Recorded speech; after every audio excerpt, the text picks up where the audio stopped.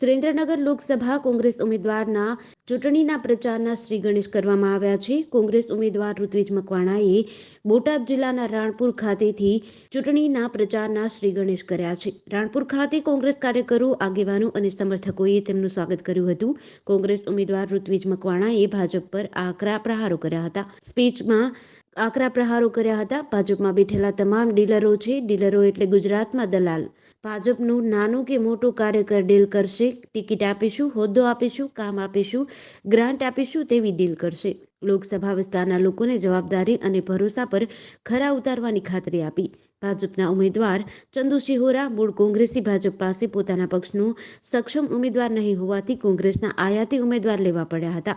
ભાજપના ઉમેદવાર ચંદુ શિહોરા આયાતી ઉમેદવાર હોવાનું ઋત્વિજે જણાવ્યું હતું. ભાજપના મૂળભૂત કાર્યકરોની કિંમત ન રહેતા અકળાયેલા કાર્યકરો વિરોધ કરી રહ્યા છે.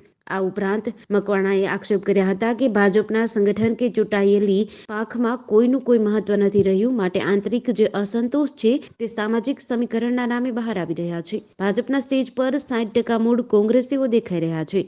ઋત્વિજે વધારે જણાવ્યું હતું કે ભાજપના ચૂંટાયેલા સભ્યોમાં 60% મૂળભૂત કોંગ્રેસ ઉમેદવારો છે અને ચૂંટણી ભાજપ કે કોંગ્રેસ વચ્ચે નથી, કાર્યકર્તાઓ અથવા તો નેતાઓ અને પ્રજા વચ્ચેની ચૂંટણી છે. પ્રજા આ વખતે પોતાનો નિર્ણય પોતે કરવાના મૂડમાં હોય તેવો માહોલ છે. ત્યારે વધુમાં તેઓએ જણાવ્યું હતું કે લોકસભા વિસ્તારના કુલ 5 જિલ્લાના વિસ્તારમાં સ્થાનિક પ્રશ્નો વિસ્તારના અલગ અલગ છે, જે સ્થાનિક મુદ્દાઓના આધારે ચૂંટણી પ્રચાર કરાશે. સાબરકાંઠા, વડોદરા, આણંદ, રાજકોટ, પોરબંદર દરેક જગ્યાએ ભાજપે મનમાની કરી પેરાશૂટ ઉમેદવારો ઉતારી સ્થાનિક સંગઠનને મર્યાદા બતાવી તમારી પાસે સ્થાનિક સક્ષમ ઉમેદવાર નથી એવું જાહેર કર્યું છે. ભાજપ વિરુદ્ધ ગંભીર આક્ષેપો સાથે ભવ્ય જીતનો આશાવાદ વ્યક્ત કરતા સુરેન્દ્રનગર લોકસભા બેઠકના કોંગ્રેસના ઉમેદવાર ઋત્વિજ મકવાણાએ પ્રતિક્રિયા આપી હતી. આજે જ ગઈકાલે જ્યારે કોંગ્રેસ પક્ષે મારા ઉપર ભરોસો રાખીને ઉમેદવાર તરીકે જાહેરાત કરી છે, ત્યારે આજે રાણપુર ખાતે કાર્યકર્તાઓ સાથે સંવાદ કરવા માટે આવ્યો હતો. કોંગ્રેસ પક્ષે ભરોસો મૂક્યો છે ત્યારે આપના માધ્યમથી સુરેન્દ્રનગર લોકસભા વિસ્તારના તમામ મતદારોને એટલી ખાતરી આપવા માગું છું કે જે ભરોસો મારા ઉપર મૂક્યો છે એના ઉપર હું ખરો ઉતરીશ. વિરોધ જે થઈ રહ્યો છે એ ભારતીય જનતા પાર્ટી જે છે એની આંતરિક જે પરિસ્થિતિ છે ઉકળતા ચરૂની, એ ધીમે ધીમે બહાર આવી રહી છે. ખરેખર વિરોધ છે માત્ર સામાજિક સમીકરણોને લઈને નથી. જે વિરોધ થઈ રહ્યો છે એ ભારતીય જનતા પાર્ટીની અંદર ભારતીય જનતા પાર્ટીના જે મૂળભૂત કાર્યકરો છે એની કોઈ કિંમત નથી રહી અને એના કારણે એ મૂળભૂત કાર્યકર્તાઓ જે છે એ હવે અકળાયા છે.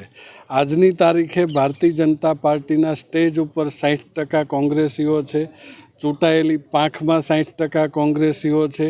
આ લોકસભા સીટ ઉપર જે ઉમેદવાર આપવામાં આવ્યા છે એ પણ કોંગ્રેસી છે અને સીટ કરતાં પણ બહારથી આવ્યા છે. તો ભારતીય જનતા પાર્ટીના સંગઠનમાં કોઈનું કોઈ મહત્ત્વ જ નથી રહ્યું. નથી એના સંગઠનને કોઈ પૂછતું, નથી એની ચૂંટાયેલી પાંખને કોઈ પૂછતું.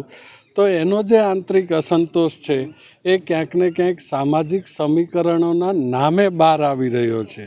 એટલે હું તો ત્યાં સુધી કહીશ કે આ જે ચૂંટણી છે એ ભાજપ અને કોંગ્રેસની વચ્ચે હોવા કરતાં કાર્યકર્તાઓ અથવા નેતાઓ અને પ્રજા વચ્ચેની ચૂંટણી છે. અને પ્રજા છે આ વખતે પોતાનો નિર્ણય પોતે કરવાના મૂડમાં હોય એ પ્રકારનો માહોલ સર્જાઈ રહ્યો છે. આપ જોઈ રહ્યા છો કે આ પ્રશ્ન માત્ર સુરેન્દ્રનગર લોકસભાનો નથી.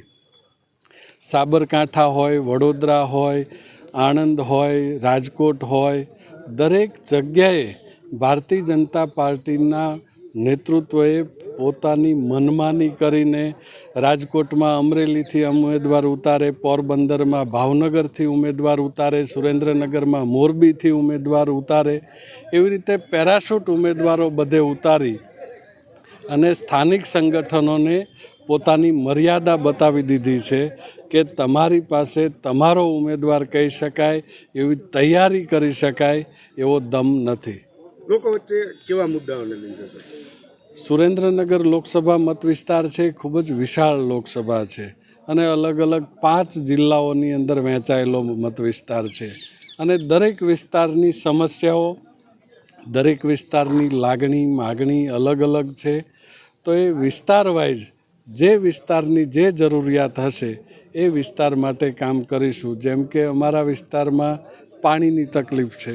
આ વિસ્તારમાં ધોલેરા સરના નામે વર્ષોથી આંબા આંબલી દેખાડવામાં આવે છે, પણ ત્યાં વિસ્તાર ઉપર સ્થળ ઉપર જઈએ તો ત્યાં કશું છે જ નહીં. માંડલ બાજુ જઈએ તો ત્યાં મારુતિનો ઉદ્યોગ છે, સર છે, પણ સ્થાનિક ઉદ્યોગો લોકોને રોજગારી નથી. કેટલાક વિસ્તારોમાં ખાણ ખનીજના પ્રશ્નો છે, હળવદ ધાંગધ્રામાં મીઠાના આગરના પ્રશ્નો છે.